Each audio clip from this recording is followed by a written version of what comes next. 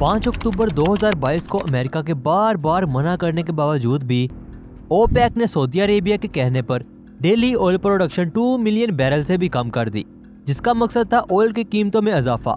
OPEC के इस फैसले के बाद अमेरिका के प्रेसिडेंट जो बाइडेन ने सऊदी अरेबिया को वार्न करना शुरू कर दिया कि अगर ऑयल की प्रोडक्शन को बढ़ाया ना गया तो सऊदी अरेबिया को इसके बहुत बुरे असरात फेस करना पड़ सकते हैं। अभी अमेरिका इसी आग में सुलग रहा था कि मोहम्मद बिन सुलेमान ने 15 अक्टूबर 2022 को साउथ अफ्रीका के प्रेसिडेंट के साथ एक मीटिंग में ब्रिक्स को ज्वाइन करने का ऐलान कर दिया, जिसने अमेरिका में लगी हुई आग को मजीद बढ़ा दिया। और मोहम्मद बिन सुलेमान ने इस आग को मजीद बढ़ा दिया अपने इस डिसीजन से। उन्होंने कहा कि हम किसी एक मुल्क पर डिपेंडेंट नहीं रह सकते, हमको अपनी दोस्ती ग्लोबल स्टेज पर बढ़ानी है। अगर कहा जाए कि अमेरिका और सऊदी अरेबिया की रिलेशनशिप बहुत ही क्रिटिकल एंड पर है तो गलत ना होगा। आखिर ये ब्रिक्स है क्या और सऊदी अरेबिया ब्रिक्स को क्यों ज्वाइन करना चाहता है, और अगर सऊदी अरेबिया ब्रिक्स को ज्वाइन करता है तो दुनिया की सुपर पावर कही जाने वाली अमेरिका को किन मुश्किलात का सामना करना पड़ेगा और डॉलर अपनी वैल्यू कैसे खो देगा। इन सब सवालात के जवाब जानेंगे आज के इस एपिसोड में। BRICS 5 countries Brazil, Russia, India, China और साउथ अफ्रीका से मिलकर बनी हुई है। ईयर 2001 में ब्रिटिश इकोनॉमिस्ट जिम ओ'नाइल ने एक टर्म ब्रिक पेश की, जिनके मुताबिक ये 4 कंट्रीज 2050 तक वर्ल्ड इकोनॉमी में एक अहम रोल अदा करेंगी। 2009 में इन कंट्रीज ने मिलकर ब्रिक को बना लिया और 2010 में इसमें साउथ अफ्रीका भी शामिल हो गई, जिसके बाद इसका नाम ब्रिक्स में बदल गया। ब्रिक्स कंट्रीज दुनिया की टोटल पॉपुलेशन का 41.5% हिस्सा है, वर्ल्ड जीडीपी का 24% और वर्ल्ड ट्रेड का 16% हिस्सा इन ब्रिक्स कंट्रीज से आता है। ये ब्रिक्स कंट्रीज एक दूसरे को हर सिचुएशन में सपोर्ट करती हैं, चाहे वो पावर की सूरत में हो या फिर इकोनॉमिकली। आखिर सऊदी अरेबिया इस ब्रिक्स को क्यों ज्वाइन करना चाहता है? सऊदी अरेबिया और अमेरिका की दोस्ती काफी पुरानी है।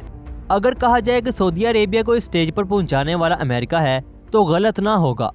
इनकी दोस्ती की शुरुआत हुई थी ईयर 1933 में, जब सऊदी किंग इब्ने सऊद ने अमेरिका की स्टैंडर्ड ऑयल कंपनी को सऊदी अरेबिया से ऑयल ढूंढने और निकालने की इजाजत दे दी। ईयर 1938 में अमेरिका की ऑयल कंपनी ने सऊदी अरेबिया से ऑयल के काफी बड़े रिसोर्सेज डिस्कवर कर लिए, जिससे इनके दरमियान स्ट्रॉन्ग रिलेशनशिप कायम हो गया। इसके बाद ईयर 1944 को सऊदी अरेबिया ने अमेरिका को एयरफील्ड बनाने के लिए 20 साल के लिए तेहरान में लीज पर जगह दे दी। और ईयर 1945 में सऊदी किंग इब्ने सऊद और अमेरिकी प्रेसिडेंट फ्रैंकलिन डी रोज़वेल्ट ने एक एग्रीमेंट साइन किया, जिसके मुताबिक सऊदी अरेबिया अमेरिका को बहुत ही कम कीमत पर डॉलर्स में ऑयल देगा और बदले में अमेरिका सऊदी अरेबिया को प्रोटेक्ट करेगा। और उसी वक्त से ये टर्म पेट्रो डॉलर चली आ रही है। सऊदी अरेबिया अमेरिका की वजह से बहुत ही कम कीमत पर ऑयल सेल करता रहा, जिससे सऊदी अरेबिया को कोई खास फायदा नहीं हो रहा था। ईयर 2001 के बाद जब चाइना ने ग्रो करना शुरू किया तो ऑयल की बढ़ती हुई डिमांड की वजह से ऑयल की प्राइसेस भी काफी बढ़ गई और यही ऑयल बैरल $180 तक का सेल होने लगा, जो कि अमेरिका को काफी बुरा लगा।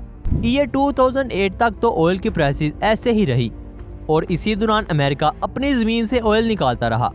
लेकिन ईयर 2010 के बाद फिर से ऑयल की प्राइसेस कम होना शुरू हो गई और इसके पीछे अमेरिका का ही हाथ था, क्योंकि अमेरिका चाहता था कि ऑयल की प्रोडक्शन ज्यादा से ज्यादा की जाए ताकि ऑयल की प्राइसेस इससे भी कम हो।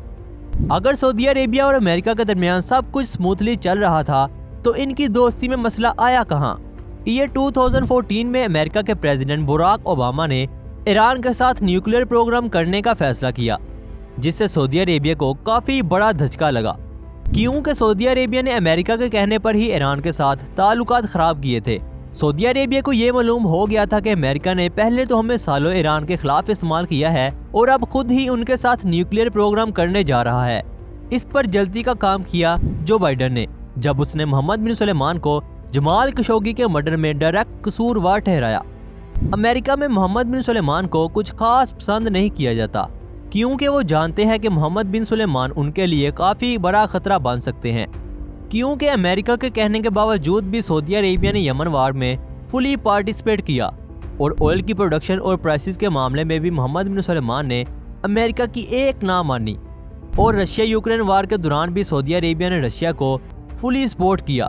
रशिया यूक्रेन वार के दौरान क्योंकि रशिया अपना ऑयल एक्सपोर्ट नहीं कर पा रहा था, जिसकी वजह से ऑयल की प्राइसेस काफी बढ़ गई।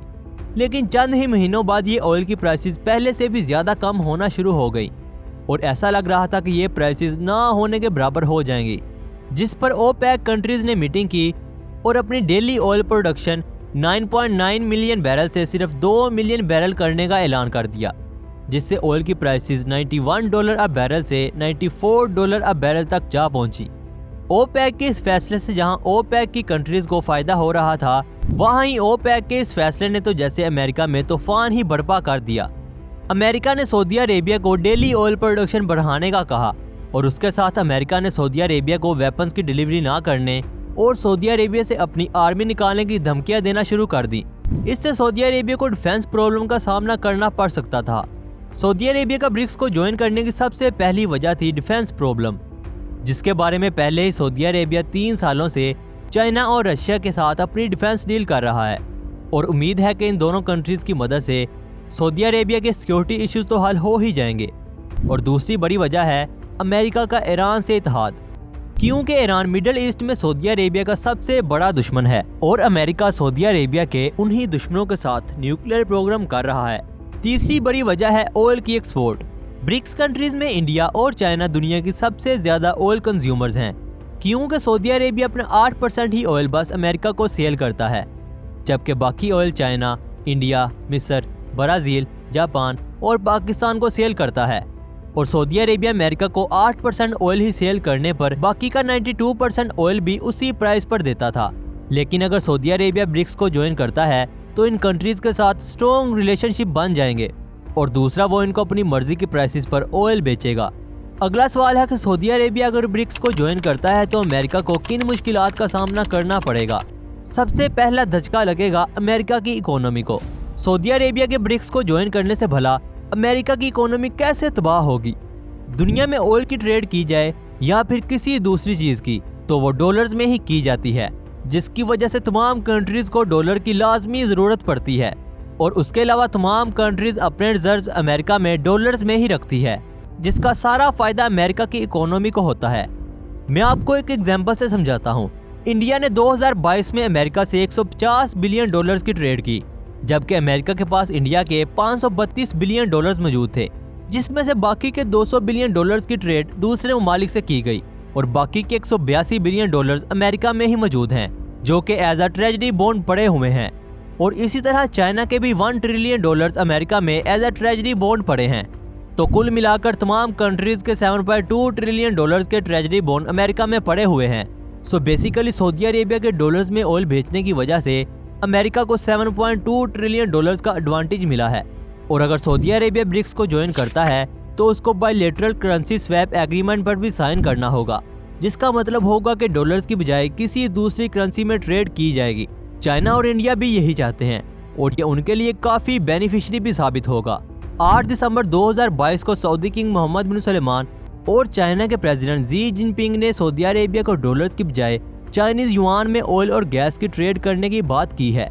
और अगर ये एग्रीमेंट साइन हो जाता है और सऊदी अरेबिया चाइना को युआन में ऑयल बेचता है तो इसका मतलब होगा डॉलर का मुकम्मल तौर पर खात्मा और डॉलर फिर अमेरिका की लोकल करेंसी ही कहलाएगा। और अगर डॉलर की बजाय चाइनीज युआन में ट्रेड की जाएगी तो कोई कंट्री भला डॉलर क्यों रखेगी, जिसकी वजह से तमाम कंट्रीज अपने ट्रेजरी बॉन्ड अमेरिका से निकाल लेंगी और अमेरिका की इकोनॉमी बुरी तरह तबाह हो जाएगी। सऊदी अरेबिया के ब्रिक्स को ज्वाइन करने से ये टर्म ब्रिक्स में बदल जाएगी और उनकी पावर G7 कंट्रीज से भी ज्यादा होगी। अमेरिका अपनी सारी पावर खो देगा और उसके साथ ही IMF और वर्ल्ड बैंक की अथॉरिटी भी खत्म हो जाएगी, क्योंकि IMF तमाम कंट्रीज को इस बना पर लोन देता था कि ये वेस्टर्न पॉलिसीज को अडॉप्ट करें, जिसकी वजह से तमाम कंट्रीज को उनकी बात मानना पड़ती थी। आने वाली नई करेंसी ब्रिक्स करेंसी कहलाएगी और IMF और वर्ल्ड बैंक को न्यू डेवलपमेंट बैंक से रिप्लेस कर देगी, जो कि इन्हीं ब्रिक्स कंट्रीज ने मिलकर बनाया है। अगर ट्रेड के लिए ब्रिक्स करेंसी इस्तेमाल होगी तो तमाम कंट्रीज न्यू डेवलपमेंट बैंक में अपना सारा पैसा ट्रांसफर कर लेंगी। सऊदी अरेबिया के ब्रिक्स को ज्वाइन करने की वजह से दुनिया की बहुत सी कंट्रीज इंडिपेंडेंट हो जाएंगी, जहां वो अपनी मर्जी से अपना फाइनेंशियल सिस्टम हैंडल करेंगी। ये ब्रिक्स कंट्रीज हर तरह से अमेरिका को डिस्ट्रॉय करना चाहती हैं। अगर सऊदी अरेबिया ये कदम उठाता है और डॉलर की वैल्यू खत्म करने की कोशिश करता है तो यकीनन अमेरिका चुप तो नहीं बैठेगा और सऊदी अरेबिया को रोकने की हर मुमकिन कोशिश जरूर करेगा। और इस सूरत हाल में हालात काफी बिगड़ भी सकते हैं। ये तो श्योर है कि हम आने वाले वक्त में इंटरनेशनल लेवल पर बहुत सी पॉजिटिव चेंजिंग होते हुए देखेंगे। दुनिया की सुपर पावर का चैप्टर कम्प्लीटली खत्म हो जाएगा और अगले सुपर पावर का टाइटल किसे मिलेगा और हमें इसके लिए किन हालात का सामना करना पड़ेगा, ये तो आने वाला वक्त ही बताएगा। ये तमाम चीजें एक्सप्लेन करने में जितनी स्मूथ हैं, अपने एक्शन में आते उतनी ही खतरनाक भी हैं। और ये सब तब ही मुमकिन होगा जब सऊदी अरेबिया ब्रिक्स को ज्वाइन करेगा। इसीलिए सारी दुनिया अपनी नजरें सऊदी अरेबिया पर जमाए हुए है। आपका इसके बारे में क्या ख्याल है, हमें कमेंट बॉक्स में जरूर बताइएगा। मिलते हैं एक नए इंटरेस्टिंग टॉपिक के साथ, तब तक के लिए अल्लाह हाफिज।